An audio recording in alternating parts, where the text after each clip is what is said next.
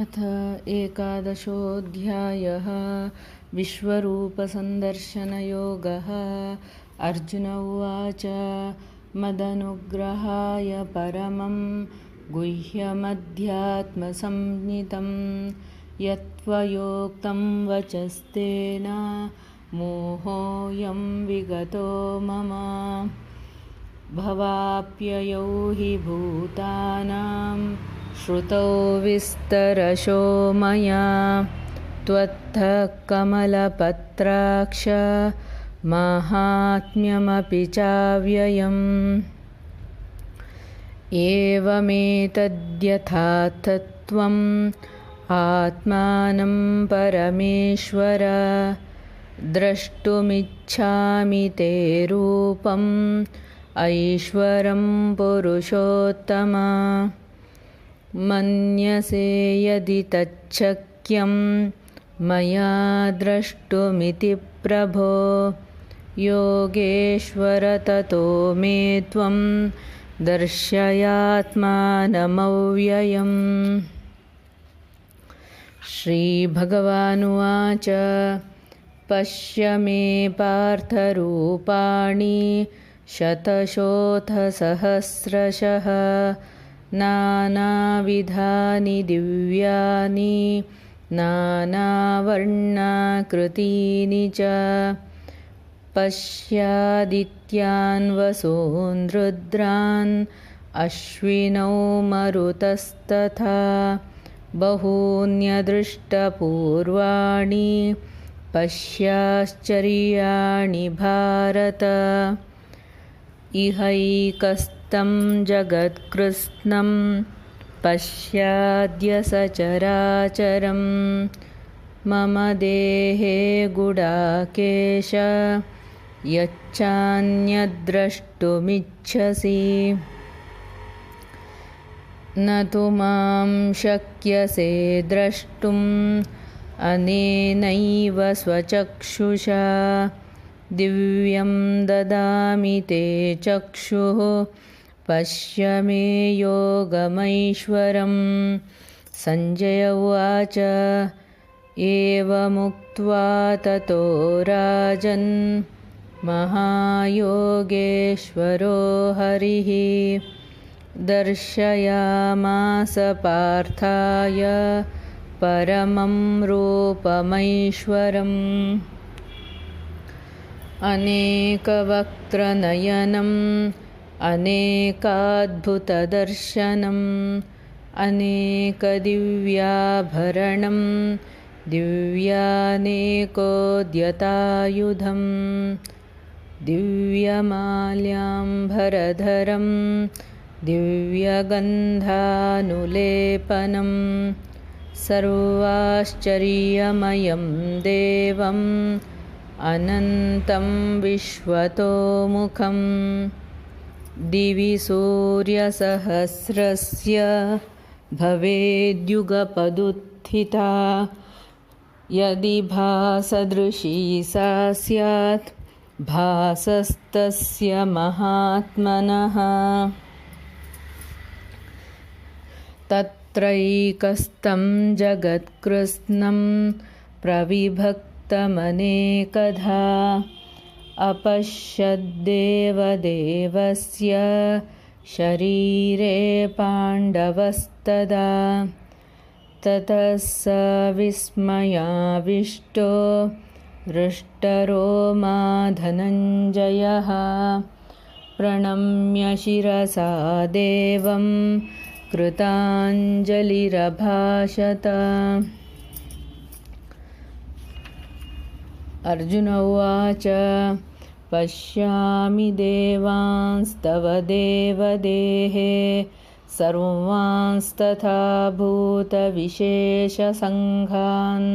ब्रह्माणमीशं कमलासनस्थं ऋषींश्च सर्वानुरगांश्च दिव्यान् अनेकबाहोदरवक्त्रनेत्रं पश्यामि त्वां सर्वतोऽनन्तरूपं नान्तं न मध्यं न पुनस्तवादिं पश्यामि विश्वेश्वर विश्वरूप किरीटिनं गदिनं चक्रिणं च तेजोराशिं सर्वतो दीप्तिमन्तं पश्यामि त्वां दुर्निरीक्ष्यं समन्तात् दीप्तानलार्कद्युतिमप्रमेयम्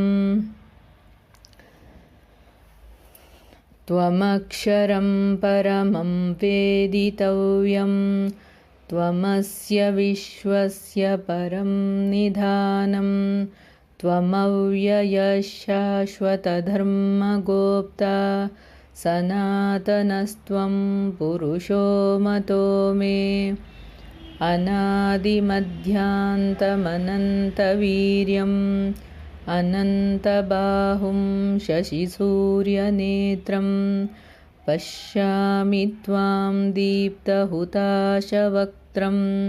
स्वतेजसा विश्वमिदं तपन्तम् द्यावा पृथिव्योरिदमन्तरं हि व्याप्तुं त्वयैकेन दिशश्च सर्वाः दृष्ट्वाद्भुतं रूपमुग्रं तवेदं लोकत्रयं प्रव्यथितं महात्मन्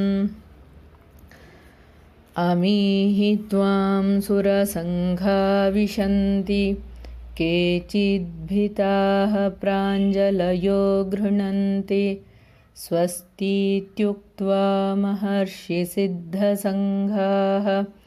स्तुवन्ति त्वां स्तुतिभिः पुष्कलाभिः रुद्रादित्या वसवो ये च साध्याः विश्वेश्विनौ मरुतश्चोष्मपाश्च गन्धर्वयक्षासुरसिद्धसङ्घाः वीक्षन्ते त्वां विस्मिताश्चैव सर्वे रूपं महत्ते बहुवक्त्रनेत्रं महाबाहो बहुबाहोरुपादं बहूदरं बहुदंष्ट्राकरालं दृष्ट्वा लोका प्रव्यथितास्तताहं नभस्पृशं दीप्तमनेकवर्णं व्यात्ताननं दीप्तविशालनेत्रं दृष्ट्वा हि त्वां प्रव्यथितान्तरात्मा धृतिं न विन्दामि शमं च विष्णो दंष्ट्राकरालानि च ते मुखानि दृष्ट्वैव कालानलसन्निभानि दिशो न जाने न लभे च शर्मा प्रसीद देवेश जगन्निवास अमी च त्वां धृतराष्ट्रस्य पुत्राः सर्वे सहैवावनिपालसङ्घैः भीष्मो द्रोणः सूतपुत्रस्तथासौ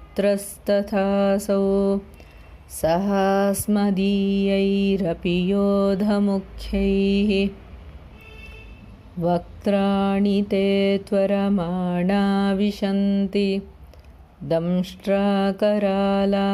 भयानकानि केचिद्विलग्ना दशनान्तरेषु सन्दृश्यन्ते चूर्णितैरुत्तमाङ्गैः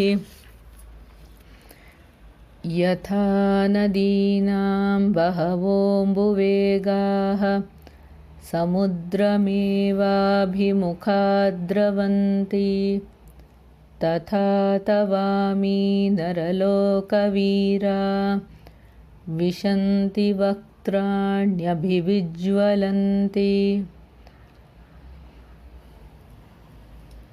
यथा प्रदीप्तं ज्वलनं पतङ्गाः विशन्ति नाशाय समृद्धवेगाः तथैव नाशाय विशन्ति लोकाः तवापि वक्त्राणि समृद्धवेगाः लेलिह्यसे ग्रसमानः समन्तात् लोकान् समग्रान् वदनैर्ज्वलब्धिः तेजोभिरापूर्य जगत्समग्रं भासस्तवोग्रा प्रतपन्ति विष्णो आख्याहि मे को भवानुग्ररूपो नमोऽस्तु ते देववरप्रसीद विज्ञातुमिच्छामि भवन्तमाद्यं न हि प्रजानामि तव प्रवृत्तिम् श्रीभगवानुवाच कालोऽस्मि लोकक्षयकृत् प्रवृद्धो लोकान् समाहर्तुमिह प्रवृत्तः ऋतेऽपि त्वा न भविष्यन्ति सर्वे एव स्थिता प्रत्यनीकेषु योधाः कस्मात् त्वमुत्तिष्ठ यशो लभस्व जित्वा शत्रून् भुङ्क्ष्व राज्यं समृद्धं मयैवैते निहता पूर्वमेव निमित्तमात्रं भव सव्यसाचिन्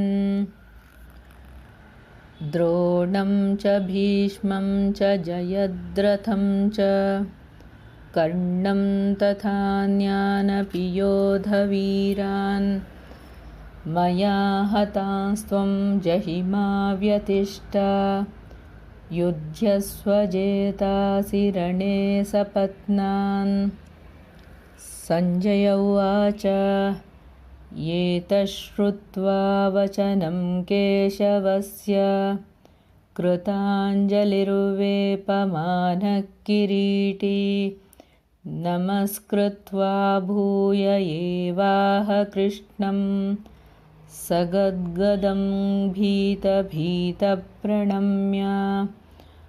अर्जुन उवाच स्थाने ऋषिकेश तव प्रकीर्त्या जगत्प्रहृष्यत्यनुरज्यते च रक्षांसि भीतानि दिशो द्रवन्ति सर्वे नमस्यन्ति च सिद्धसङ्घाः कस्माश्च तेन न मेरन्महात्मन् गरीयसे ब्रह्मणोऽप्यादिकर्त्रे अनन्तदेवेश जगन्निवास त्वमक्षरं सदसत्तत्परं यत् त्वमादिदेवः पुरुषः पुराणः त्वमस्य विश्वस्य परं निधानं वेत्तासि वेद्यं च परं च धाम त्वया ततं विश्वमनन्तरूप वायुर्यमोऽग्निर्वरुणः शशाङ्कः प्रजापतिस्त्वं प्रपितामहश्च नमो नमस्तेऽस्तु सहस्रकृत्वः पुनश्च भूयोऽपि नमो नमस्ते नमः पुरस्तादथ पृष्ठतस्ते नमोऽस्तु ते सर्वत एव सर्व अनन्तवीर्यमितविक्रमस्त्वं सर्वं समाप्नोषि ततोऽसि सर्वः सखेति मत्वा प्रसभं यदुक्तं हे कृष्ण हे यादव हे सखेति अजानता महिमानं तवेदं मया प्रमादात् प्रणयेन वापि यच्चावहासार्थमसत्कृतोऽसि विहारशय्यासनभोजनेषु एकोऽथवाप्यच्युत च्युत तत्समक्षं तत्क्षामये त्वामहमप्रमेयम् पितासि लोकस्य चराचरस्य त्वमस्य पूज्यस्य गुरुर्गरीयान् न त्वत्समोऽस्त्यभ्यधिकः कुतोऽन्यो लोकत्रयेऽप्यप्रतिमप्रभाव तस्मात् प्रणम्य प्रणिधाय कायं प्रसादये त्वामहमीशमीढ्यं पितेव पुत्रस्य सखेव सख्युः प्रियप्रियायार्हसि देव सोढुम् अदृष्टपूर्वं हृषितोऽस्मि दृष्ट्वा भयेन च प्रव्यथितं मनो मे तदेव मे दर्शय देवरूपं प्रसीद देवेश जगन्निवास किरीटिनं गदिनं चक्रहस्तम् इच्छामि त्वां द्रष्टुमहं तथैव तेनैव रूपेण चतुर्भुजेन सहस्रबाहो भव विश्वमूर्ते। श्रीभगवानुवाच मया प्रसन्नेन तवार्जुनेदं रूपं परं दर्शितमात्मयोगात् तेजोमयं विश्वमनन्तमाद्यं यन्मे त्वदन्येन न दृष्टपूर्वं न वेदयज्ञाध्ययनैर्न दानैः न च क्रियाभिर्न तपोभिरुग्रैः एवं रूपः शक्य अहं नृलोके द्रष्टुं त्वदन्येन कुरु प्रवीर मा ते व्यथा मा च विमूढभावो दृष्ट्वा रूपं घोरमीदृङ्ममेदं व्यपेतभिप्रीतमनाः पुनस्त्वं तदेव मे रूपमिदं प्रपश्य। संजय उवाच इत्यर्जुनं वासुदेवस्तथोक्त्वा स्वकं रूपं दर्शयामास भूयः आश्वासयामास च भीतमेनं भूत्वा पुनः सौम्य वपुर्महात्मा। अर्जुन उवाच दृष्ट्वेदं मानुषं रूपं तव सौम्यं जनार्दन इदानीमस्मि संवृत्तः सचेता प्रकृतिं गतः। श्रीभगवानुवाच सुदुर्दर्शमिदं रूपं दृष्टवानसि यन्मम देवा अप्यस्य रूपस्य नित्यं दर्शनकाङ्क्षिणः नाहं वेदैर्न तपसा न दानेन न चेज्यया शक्य एवं विधो द्रष्टुं दृष्टवानसि मां यथा भक्त्या त्वनन्यया शक्य अहमेवं विधोऽर्जुन ज्ञातुं द्रष्टुं च तत्त्वेन प्रवेष्टुं च परन्तप मत्कर्म कृन्मत्परमो मद्भक्तः सङ्गवर्जितः निर्वैरः सर्वभूतेषु यः स मामेति पाण्डव। ॐ तत्सत् इति श्रीमद्भगवद्गीतासु उपनिषत्सु ब्रह्मविद्यायां योगशास्त्रे श्रीकृष्णार्जुनसंवादे विश्वरूपसन्दर्शनयोगो नाम 11.